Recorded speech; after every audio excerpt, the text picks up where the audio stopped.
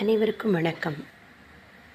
இன்றைக்கி நம்ம பார்க்க போகிறது நம்மளோட வேலையில் நாம் செய்யும் பணிகளில் அக்கறை கொள்வது.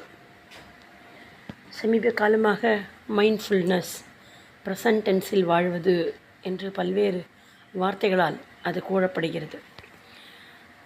ஆனால் எந்த காலத்துலேயுமே நம்ம ஒரு வேலையை செய்யும்போது முழு கவனத்தை அதில் செலுத்தினால் அதனுடைய தரம் உயர்ந்ததாக இருப்பது கண்கூடு.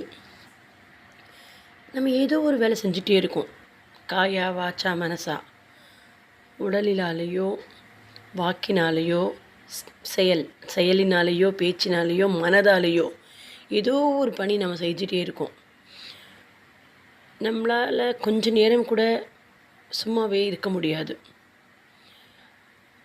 சும்மா இருன்னு அருணகிரிநாதருக்கு முருகன் சொன்னது வேற உபதேச மந்திரம்.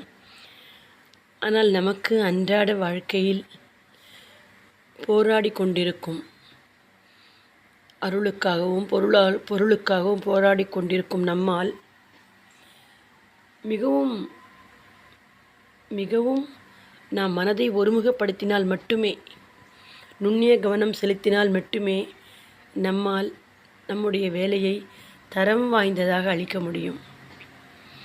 நம்முடைய பணியில் குவாலிட்டி அண்ட் குவான்டிட்டி, சிறப்பான பணியை நம்மால் செய்ய முடியும்.